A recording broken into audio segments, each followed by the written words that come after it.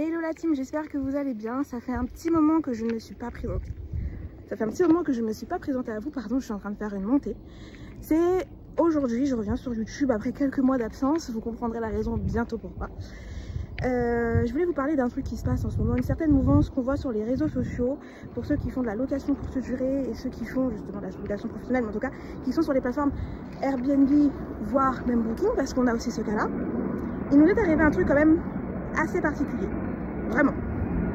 Ce qui s'est passé, je suis à contre-jour, mais c'est pas grave.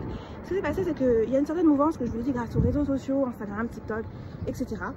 Où les gens maintenant, les voyageurs, ce qu'ils font, c'est que ils vous sont pas contents. Effectivement, il y a eu pas mal d'abus ces derniers temps où les logements en location courte durée n'étaient parfois pas très bien nettoyés, pas forcément présentables, pas forcément fiables, pas forcément conformes aux photos et vice versa. Et du coup, je pense qu'il y a eu un certain ras-le-bol des voyageurs qui payaient des fois des nuitées pour des studios qui ne sont pas conformes aux photos, etc. À des prix vraiment extravagants, voire vraiment, ces prix ne vaut pas du tout la prestation. Bref, et du coup, ils ont commencé à se plaindre. Il faut savoir qu'Airbnb a toujours été du côté des voyageurs. Toujours. Comme on dit, le client est roi. Et là, en fait, vous avez de plus en plus de vidéos sur TikTok, sur Instagram, sur YouTube, en short, etc. qui vous expliquent comment il faut faire pour justement se faire rembourser la totalité de leur réservation. Voire ils ont pris un week-end, une semaine, 15 jours. Et grâce à ces vidéos sur TikTok, etc., ils ont compris tous les stratagèmes pour pouvoir se faire rembourser. Alors, qu'est-ce qu'ils font? Dans ces vidéos, vous allez voir, oui, il faut que vous laissez les cheveux, il faut vous montrer qu'il y a de la malpropreté, que c'est pas hygiénique, que voilà, il faut montrer. Donc ils vont rentrer dans le logement, alors que le logement des fois est très propre, et ils vont faire des photos. Mais ils vont aller chercher la petite bête dans les moindres recoins. Et là, je vous parle vraiment, c'est un cas concret. Ils sont partis dans un logement, déplacer des fours qui sont encastrés pour pouvoir faire des photos, déplacer des frigos, soulever des plaques, soulever dévisser des siphons, mais pas le petit siphon, hein, l'intériorité du siphon pour chercher vraiment la moisissure, la saleté, etc. Je veux bien, hein, mais là, c'est quand même aller chercher des choses où, selon moi, t'as pas besoin d'aller chercher jusque-là pour montrer que c'est sale. Si c'est sale, effectivement, il y a un grain de riz qui est sur le plan de travail, il y a une mare de café, il y a une éponge pas propre, mais là, ils vont carrément aller chercher la petite bête dans le fin fond, dans les entrailles des siphons et de tout ce qu'il y a. Et ça, en fait, c'est grâce aux réseaux sociaux. Donc les réseaux sociaux, c'est bien, c'est super. Mais des fois, ça peut... Il y a des gens qui ont compris le système et comme pour tout, ils veulent vous détruire votre business, vous demander des réclamations, des remboursements partiels ou total, juste avec les cheveux qu'ils vont arracher et mettre sur le fauteuil. Alors, je vous le dis, si vous ne faites pas correctement le ménage, vous ne faites pas des photos, vous ne demandez pas aux prestataires de vous faire des photos, des vraies photos, des vidéos, et que eux-mêmes soient sûrs et que vous ne vérifiez pas de temps en temps, ou même quand ils font ce genre de choses, ce qui s'est passé, c'est que moi, je suis partie voir parce que je me suis dit, oh, c'est bizarre. Parce que moi, quand j'ai vu cette prestataire faire le ménage, j'ai vu qu'elle était très sérieuse, très professionnelle. Donc je me suis dit, c'est pas possible. Mais, comme on dit toujours, comme on dit, la confiance n'exclut pas le contrôle. Donc je suis allée, j'ai vérifié, j'ai regardé, parce que la voyageuse m'a dit au téléphone, vous savez quoi? Oui, franchement, c'est sale, c'est pas beau, c'est propre. Moi, je suis asthmatique, c'est pas propre, il y a de la moisissure, il y a ceci, il y a cela. Franchement, je suis vraiment dégoûtée de la réservation, je veux partir. Vous leur proposez un moyen, justement aussi, parce que vous êtes choqués, votre téléphone ne pas sur place, donc vous proposez justement du dédommagement, même un surclassement. Elle va dans un autre logement, elle trouve exactement les mêmes problématiques. Je me dis non, c'est fort de café quand même. Et je me suis dit, j'y vais, je regarde, je vais sur place.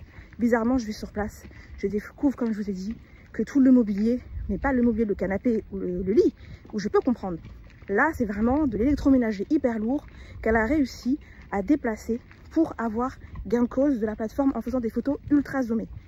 Donc je vous dis, maintenant, aujourd'hui, on est dans un système, réseaux sociaux, c'est cool, mais les gens maintenant, ils sont, excusez-moi du terme, en chien, pour pouvoir se faire dédommager, avoir aussi un revenu en disant, vas-y, j'ai loué un Airbnb sans payer parce que finalement, je sais comment me faire avoir un dédommagement de la part de ces plateformes. Et que voulez-vous? Donc ce qui s'est passé, c'est que moi j'y suis allée dans la minute, dans l'heure plutôt, dans l'heure, j'ai fait des photos, j'ai appelé Airbnb, j'ai fait des photos de tout, j'ai fait une vidéo, je leur ai envoyé. Et qu'est-ce qui s'est passé? Ils ont vu qu'effectivement, qu'il y avait de l'exagération, que cette personne justement cherchait se faire rembourser, avoir un supplément même, un geste commercial plus, et ça n'a pas fonctionné. Pour la première fois, Airbnb, en tout cas nous concernant, a décidé justement de clôturer le compte de cette personne qui a voulu franchement se foutre de nous et qu'on la rembourse encore une fois et nous dédommager, nous en tant que hôte nous dédommager. Et pour le coup on a été dédommagés grâce justement à cette curiosité d'aller vérifier, de faire des photos sur place tout de suite en amont et de faire le nécessaire après avec Airbnb, parce que oui, ça fait presque maintenant 6-7 ans qu'on est sur cette plateforme, qu'on sait comment ça fonctionne, qu'on sait ce qu'il faut faire, mais aussi maintenant on voit qu'il y a cette thread où les gens maintenant veulent aussi leur part, les voyageurs, et voyager gratuitement en vous faisant croire que c'est de votre faute, vous n'avez rien foutu. Donc oui, il faut impérativement que vos personnels, vos prestataires de ménage soient sûrs et certains de leur ménage. Il faut vérifier, à vous aussi de vérifier, à nous aussi de vérifier, de prendre vidéo, photo, tout à l'appui, et quand c'est le cas, et que vous pouvez, et qu'on peut, d'aller voir sur place avec le voyageur. Et là, vous pouvez déjà éviter pas mal de litiges. Donc là, c'est une expérience quand même assez intéressante que je voulais vous faire partager. Donc, prenez soin de vous et surtout, prenez soin de vos logements, vérifiez encore une fois. Mais aujourd'hui, on a quand même gagné une petite bataille. Airbnb maintenant prend en considération ce que peuvent apporter les hôtes. Donc, affaire à suivre. Oui, j'ai oublié de rajouter quelque chose aussi. C'est que c'est bien gentil aussi de faire des prix des nuitées à 45 balles et que ces personnes, justement, elles réservent et après elles pensent qu'elles sont dans un Hilton suite plus et après elles vont te rajouter des choses sur le plan de travail. Et ça, en fait, ça m'agace. Vraiment, ça m'agace parce qu'on n'est pas des pantins. Nous aussi, on se bat pour notre beefsteak, comme on dit.